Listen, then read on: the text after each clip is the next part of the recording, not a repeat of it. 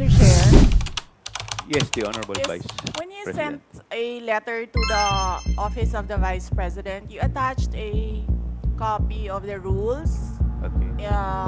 in aid of legislation. Yes po. Yes, sir. Nakalagay po doon na witnesses lang po ang ino-oath.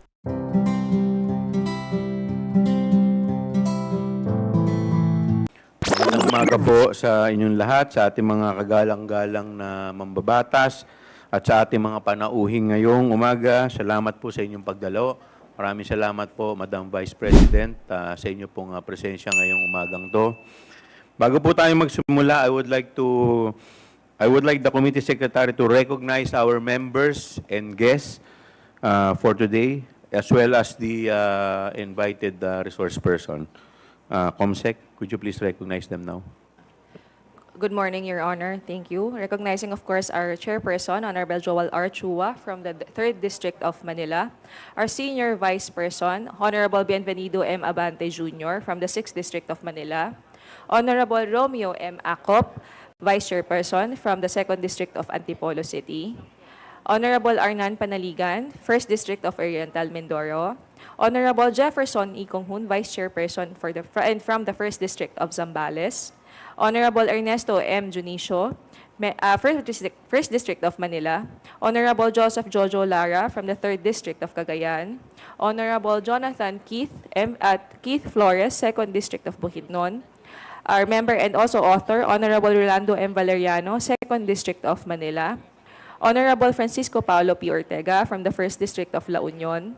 Honorable Charisse Ann Hernandez from the Lone District of Calamba City. Honorable Ramon Rodrigo Gutierrez from Party List 1 Rider. Honorable Loreto S. Amante from the 3rd District of Laguna. Honorable Joseph Stephen Caraps Paduano from Party List Abang Lingkod. And Deputy Minority Leader, Honorable Franz L. Castro from ACT Teachers Party List, Your Honor. Moving on to the resource persons, we now recognize the presence of our Honorable Sara Zimmerman Duterte from the Office of Vice President.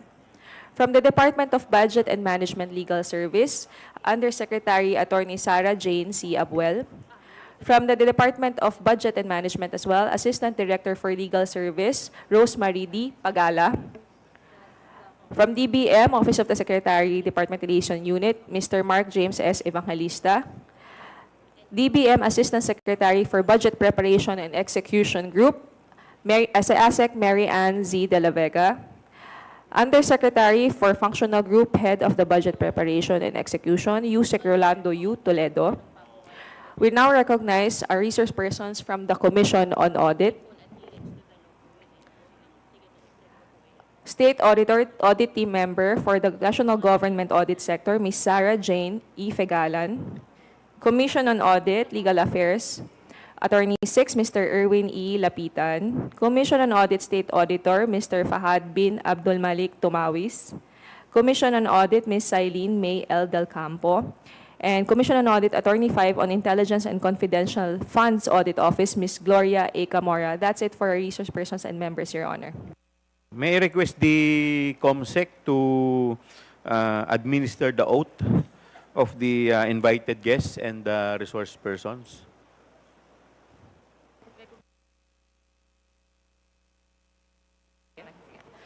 Thank you, Your Honor. To all the resource persons invited, kindly stand up and raise your right hand, please. Representatives and resource persons from the Office of the Vice President, COA, and DBM po. Thank you, ma'am. Mr. Chair, Yes, the Honorable yes, Vice when you President. sent a letter to the Office of the Vice President, you attached a copy of the rules Okay. in aid of legislation. Yes po. Yes, sir. Nakalagay po doon na witnesses lang po ang ino-oath. Sabi niyo po ngayon sa amin, resource persons kami. Ang ano po, considered as resource person po.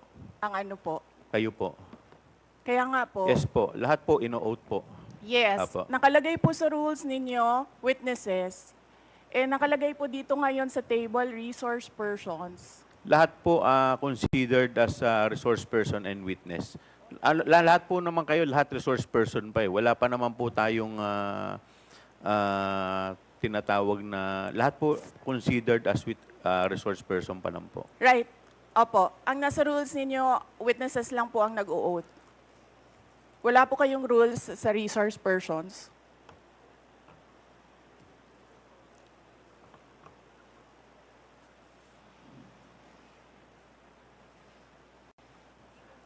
Ma'am, ano lang po yun eh. Yung term lang po yun eh. Pero considered as a resource person din po kayo eh. Yes, sir. Opo. Resource persons nga po Kayo nakalagay witness dito. din po at saka resource person po. Hindi niyo po sinabi na witness ako. Sinabi niyo po dito ngayon, resource persons. Ang nakalagay po sa rules ninyo, witness. Comsec, ano po yung pinadala po ninyo? Yun pong rules in aid of legislation.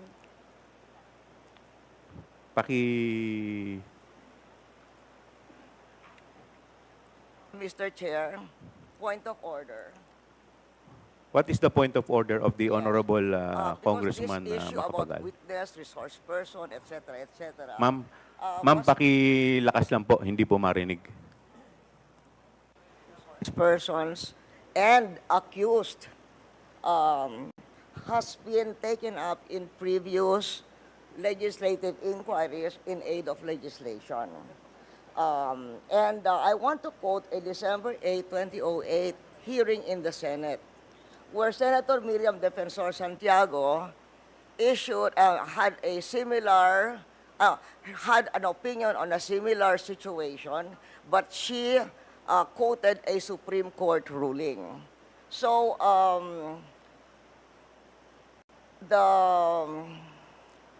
the Constitution provides that no person shall be compelled to be a witness against himself.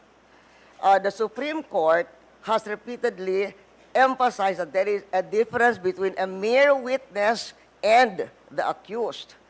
And it can appear from statements and privileged speeches that there is that a person who is the subject matter of an adverse privileged speech is not a mere witness or a mere person of interest, meaning a suspect. She is in fact accused of what seems to be a criminal case for violation of certain criminal laws, including malversation of public funds. And there is a case quoted in 2007, Standard Chartered Bank versus the Committee on Banks, where the court repeated the rule that an accused occupies a different tier of protection from an ordinary witness. So, where the court said, Supreme Court said, whereas an ordinary witness may be compelled to take the witness stand and claim the privilege at each question requiring an incriminating answer is shot at him, an accused may altogether refuse to take the witness stand and refuse to answer any or all questions. So that has been a supreme. And then there is a portion that the court explained that the right of the accused against self-incrimination also applies to respondents in administrative investigations such as legislative inquiries in aid of legislation. So that is the point of order I am raising, and there is a Supreme Court ruling to this effect. Thank you, Mr. With that, the chair declares 1 minute suspension. Recess. Madam Congresswoman Arroyo, may I know if, may I be clarified if the tenor of your point of inquiry is referring to the sub judice case or rule? Referring to the sub judice case, but it is saying that when a witness, in fact, is in reality the accused.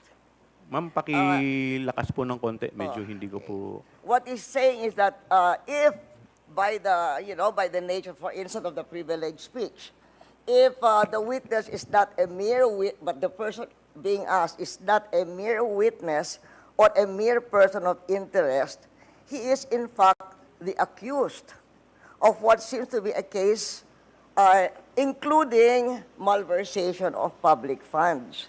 And the court repeated the rule that an accused occupies a different tier of protection from an ordinary witness.